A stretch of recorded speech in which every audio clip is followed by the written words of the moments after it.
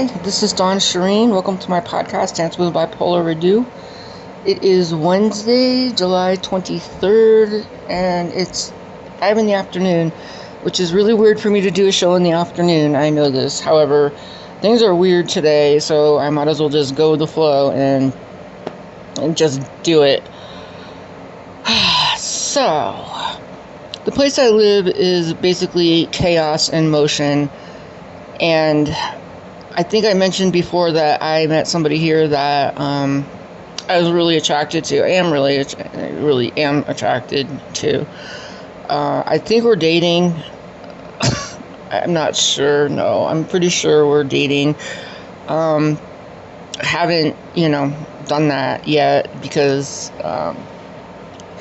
I don't know. I still got that weird thing about it now after all the religious training and everything I've been through. Like, we need to be married before that can happen, right? So I'm not in any rush to the courthouse or anything like that, but it is extremely confusing, and there's a lot to it. There's a lot of background on this guy that is, I'm not going to say sketchy, but could definitely lead to issues within a relationship.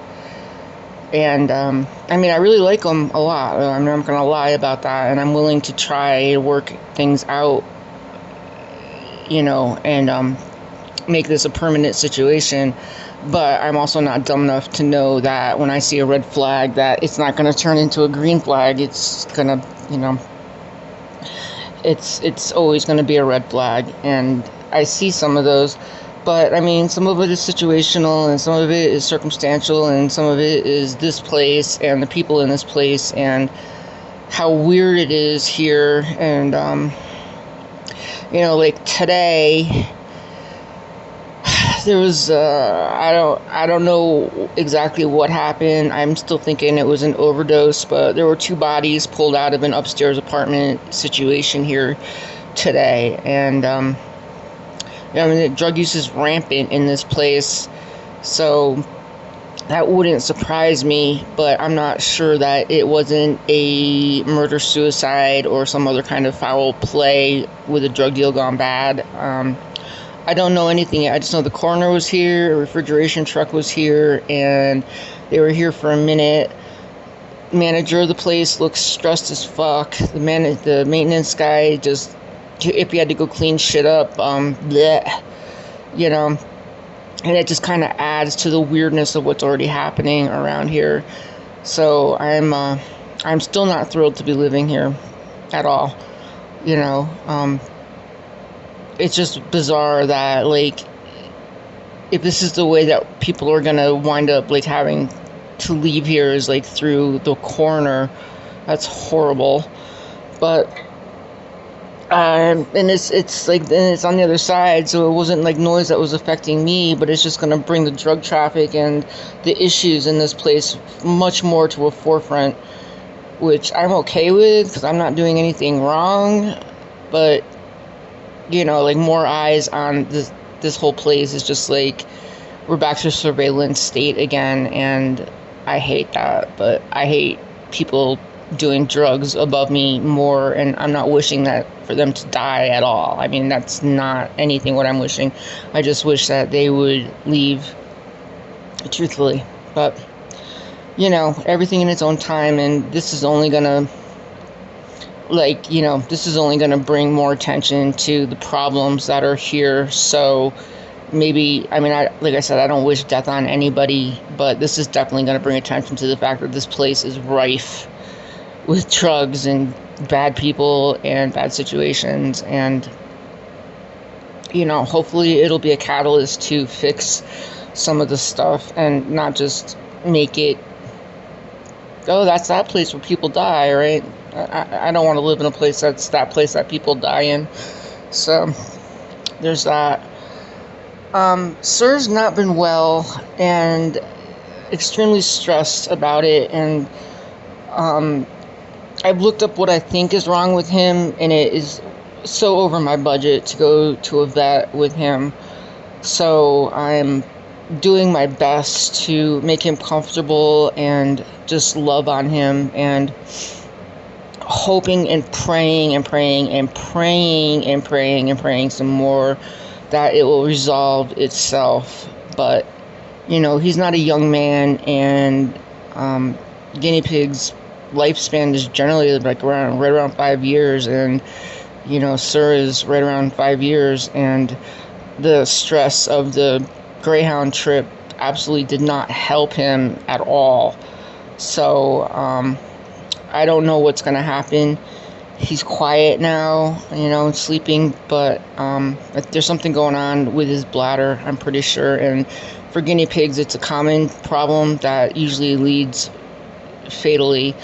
So I'm desperately trying to prepare myself for this because, you know, I mean, the time is going to happen anyway. It's inevitable, but like at this time, it just seems so cruel. You know, I'm 5 days away from the anniversary of Doc's death, my dog, 5 years ago, and, you know, we're right in that anniversary period, and when I was trafficked, and then when Christopher committed suicide. So this is just a really anniversary time of just tragedy and trauma for me. And, you know, though I came into this thing with Sir knowing that he was a guinea pig, right? And his life expectancy was nowhere near that of a dog or a cat or, like, you know, anything like that. But, and you don't want things you love to leave. So, and I've kind of mourned him, and now I'm kind of at this stage of what do I do to make his end of life the most comfortable that I can without, you know, myself, which I desperately don't want to do. But if his pain level is, you know, 10,000, that's also cruel and unusual. I mean, I'm actually not sure I could work something out with a vet. Like, even pet insurance is expensive, and with that decrease in money that I got and everything, it just makes things that much harder right now. And I know it sounds like an excuse, and people who don't have money shouldn't have pets, and I get that, but I had money, you know, and I just wasn't, this wasn't, of course, you know, no emergencies are really planned, right? So, and it came up pretty quick. So I'm like saying within 2 weeks, like, he's deteriorated quite a bit. So, you know, next time I talk, it may be to do a tribute to the sermon. I'm hoping not. I'm hoping God sees fit to help him, you know, cure him, cease the blockage, you know, whatever. But realistically, I understand that this is a way that guinea pigs go out. And even with the surgery, if I could afford it, it's still not a guarantee that they don't cut something wrong, and then he still has bladder issues, and I have a $4,000 bill. So, you know, and I wish it didn't come down to money, because if it just came down to love, man, I would do everything, you know, it would be a done deal. But money is a factor in this, and an expensive factor, you know. And believe me, I've lost enough people that I realize that love lasts even after the body is gone. So it's not like Sir and I don't have a bond, but it's just really sucky time for this to happen. I mean, like, there's a good time, right? There's not. There's never a good time, but you know, and in a weird way, I'm like, well, I might as well make it during this anniversary period of tragedy, because it just kind of makes sense to have, like, 1 3-month period every year that I just mourn, even though I don't want to mourn anymore, you know. I just want to move on. You know, I moved through all that stuff that happened, so, you know, I'll work it out. I mean, I'm not, like, in any kind of, like, desperate depression state or anything. I've kind of worked through that. Now it's just the reality of what it is that I need to do in order to accommodate him, and you know, he's gonna die. I mean, we all do. So it's just, what do I do to make it the best for him at the time? And, you know, I'm trying and doing everything I possibly can to help him out.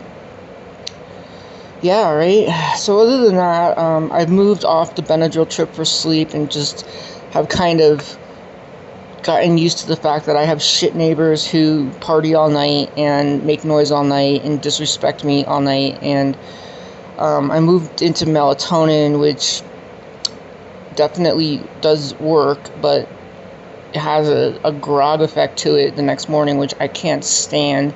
So I'm trying to figure that out. It's like, is it better that I don't sleep and just be shit all day, or that I do sleep and then have the grog all day?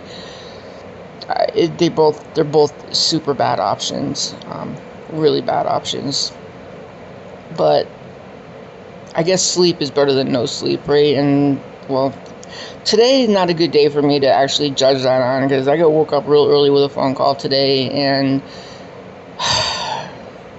you know, as much as I think I want a relationship, and as much as I love the idea of being in a relationship, and I love the idea of love, the responsibility of having a relationship is like, I'm just not sure. Right now, I'm just at a point of exasperation today, and I just don't really know what I want or anything, actually. I'm sure I'll feel better once I eat, and I'm going to put my phone on Do Not Disturb and just kind of avoid contact and shit tonight, and just kind of have a dawn night and a sur night, and try to figure out what I'm going to do with him on my own, and just have a night of quiet, right? And don't get me wrong, I really do like this guy. I do. There's just so much responsibility, and I'm not going to get into his story, but to say it's deep and complicated, and there's a lot going on, and we both have mental health issues, and things get convoluted quickly, and patience at this point right now for me is not really happening. So, but tomorrow will be different, and I won't be so, I don't know what I am today. Distraught, I think, is a good word. A little bit distraught. Still haven't looked into the face-to-face therapy, but now that I'm saying that, as soon as I finish this podcast, I'm going to actually go and check out some people that I can, have a face-to-face therapy session with, so I can start to work some of this shit out. So if this relationship does go forward, I don't fuck it up. Yeah, happy Wednesday, everybody. Yeah, that's pretty much about it. I mean, I'm still writing for the paper, and I've written for Medium. I wrote a poem about depression. I'm working on something else, which is triggering stuff. So I understand where a lot of this uncertainty is coming from, because I'm starting to write about the stalking, which is very triggering. So that makes sense. But at least I'm making progress at some point. Anyway, that's it for now. So this is Dawn Shireen, and thanks for listening to Dancing with Bipolar Redu. And hey, let's all stay alive, okay? Later.